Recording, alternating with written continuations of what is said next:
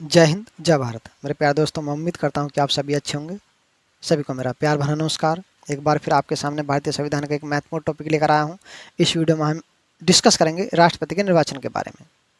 भारतीय संविधान में जो भाग 5 दिया गया है, भाग 5 में केंद्रीय कार्यपालिका का एक टॉपिक है।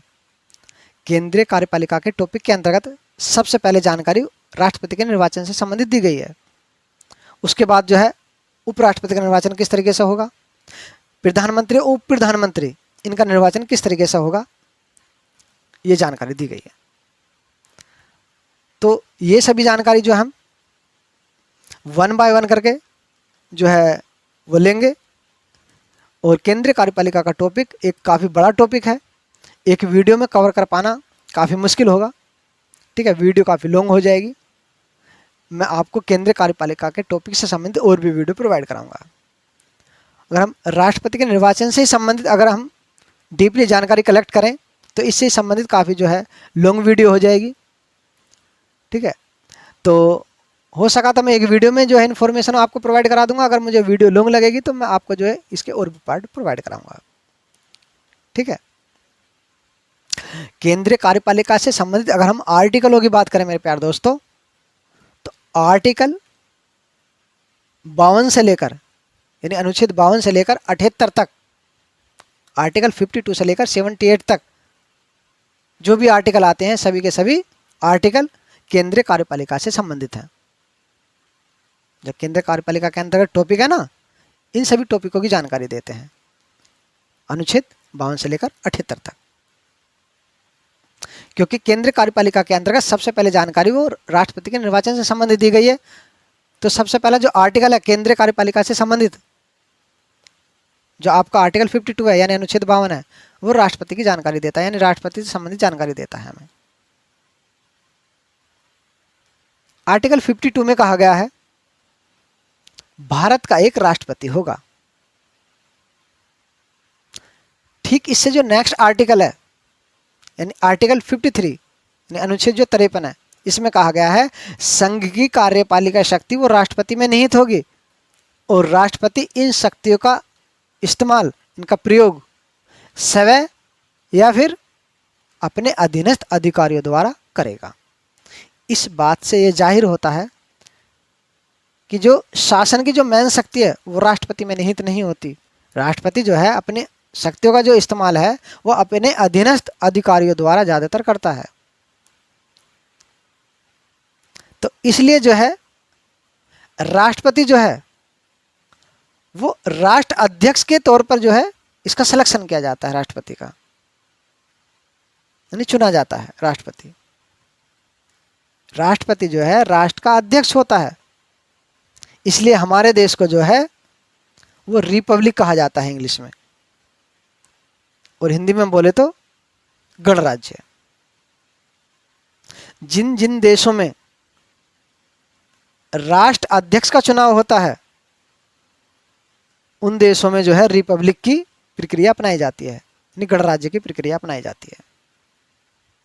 हमारा देश रिपब्लिक यानी गणराज्य है। और यहाँ पर शासन अध्यक्ष का भी चुनाव होता है हमारे देश में। शासन अध्यक्ष कौन होता है? जो शासन को चलाता है हमारे देश के शासन को, प्रधानमंत्री होता है। मेन शासन की जो बागडोर होती है वो प्रधानमंत्री के हाथ में होती है। शासन का अध्यक्ष प्रधानमंत्री होता है। तो राष्ट्रपति से संबंधित हमने दो आर्टिकलों को जाना, 52 और 53। राष्ट्रपति जो है ऐसी धुरी के समान है, यानी उस धुरी के केंद्र में है जो हमारे देश की जो राजनीतिक प्रक्रिया है उसको बैलेंस करता है, उसको संतुलित करता है। जो राष्ट्रपति का जो पद है ना हमारे देश में, ये इस तरीके से है जो हमारे देश की राजनीतिक प्रक्रिया को क्या है, राजनीतिक जो व्यवस्था है उसको बैलेंस रखने के तौर पर बनाया गया है। जैसे कि हमारे देश के शासन प्रक्रिया में, राजनीतिक प्रक्रिया में बैलेंस बना रहे, हमारे देश की शासन प्रक्रिया डिसबैलेंस ना हो, इस तौर पर जो है राष्ट्रपति का पद हमारे देश में वो रखा गया है। हमारे देश का जो पहला नागरिक होता है वो राष्ट्रपति ही होता है। अब आइए जानते हैं राष्ट्रपति से संबंधित क्या क्या योग्यताएं होती हैं। अगर आप राष्ट्रपति बनना चाहते हैं तो आपके अंदर क्या क्या योग्यताएं होनी चाहिए। सबसे पहली बात, आपकी उम्र जो है 35 वर्ष होनी चाहिए, कम से कम 35 वर्ष। ठीक है, ज़्यादा की कोई लिमिट नहीं है। संविधान में मिनिमम एज दी गई है, अधिकतम नहीं। मिनिमम एज 35 वर्ष होनी चाहिए, ज़्यादा कितनी भी हो। इसके बाद में दूसरी कंडीशन है, हमारे देश का जो राष्ट्रपति है वो हमारे देश का नागरिक हो।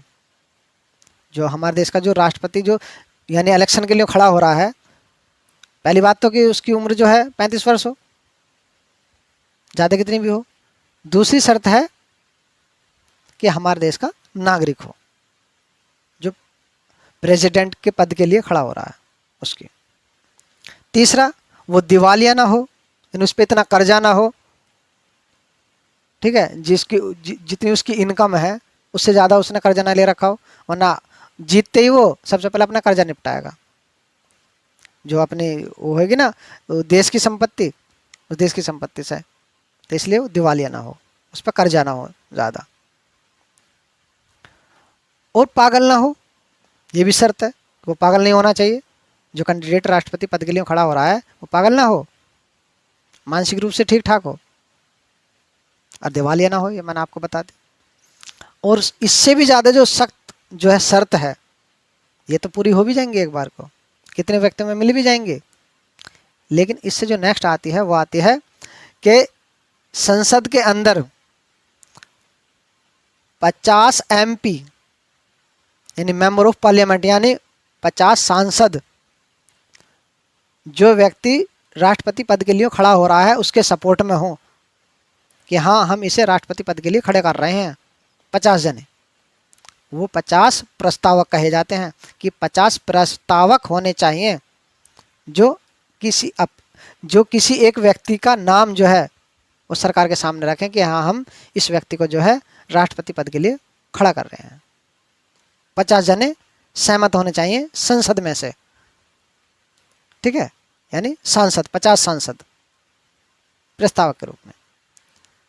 और इसके अलावा 50 और सांसद अनुमोदक के रूप में हो।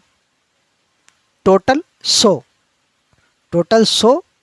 मेंबर ऑफ पार्लियामेंट, यानी 100 सांसद, वो जो लोकसभा से हो या राज्यसभा से हो ये मैटर नहीं करता, लेकिन 100 सांसद, 50 प्रस्तावक और 50 अनुमोदक, ये 100 अगर सांसद किसी एक व्यक्ति के सपोर्ट में है, हाँ ये इलेक्शन के लिए हम इसे खड़ा कर रहे हैं, तो वो राष्ट्रपति का इलेक्शन लड़ सकता है। ये जो काफ़ी जो है सख्त शर्त है एक तरीके से, जो काफ़ी कम पूरी होती है। और जो इस शर्त को पूरी कर पाता है इन सभी को, वो राष्ट्रपति के निर्वाचन में खड़ा हो जाता है। तो हमने ये तो जाना कि राष्ट्रपति का निर्वाचन के लिए क्या क्या योग्यता चाहिए। अब आइए जानते हैं राष्ट्रपति के निर्वाचन में कौन कौन जो है लोग हिस्सा लेते हैं उनके बारे में। राष्ट्रपति के निर्वाचन में जो हमारे देश में स्टेट हैं, राज्य हैं, आप सभी जानते हैं 28 राज्य हैं, तो 28 राज्यों में जो विधानमंडल मौजूद हैं, उन विधानमंडलों में जो है 2 सदन होते हैं, आप सभी जानते हैं ज़्यादातरों में, विधानसभा और विधान परिषद। कहीं पर विधान परिषद है भी नहीं, बहुत से राज्य ऐसे हैं जहाँ पर विधान परिषद नहीं है, और विधानसभा तो ज़्यादातर मौजूद है। तो तकरीबन 6 ही ऐसे स्टेट हैं जहाँ पर विधान परिषद मौजूद है। ठीक है, और स्टेटों में विधान परिषद मौजूद नहीं है, तो इसलिए विधान परिषद के जो सदस्य होते हैं वो तो राष्ट्रपति निर्वाचन में भाग लेते ही नहीं है, क्योंकि सभी में विधान परिषद मौजूद नहीं है इसलिए। लेकिन जो स्टेटों की विधानसभा हैं, उन विधानसभाओं में जो व्यक्ति बैठते हैं, विधानसभा में जो व्यक्ति बैठते हैं ना, उनको एमएलए कहा जाता है, यानी विधायक। आपने नाम सुना भी होगा कि ये एमएलए साहब हैं, विधायक साहब हैं। तो जो विधानसभा में बैठते हैं वो एमएलए, उनको विधायक कहते हैं। तो वो राष्ट्रपति के निर्वाचन में भाग लेते हैं सभी स्टेटों के। अब वो किस तरीके से भाग लेते हैं इसके बारे में थोड़ा सा जान लेते हैं।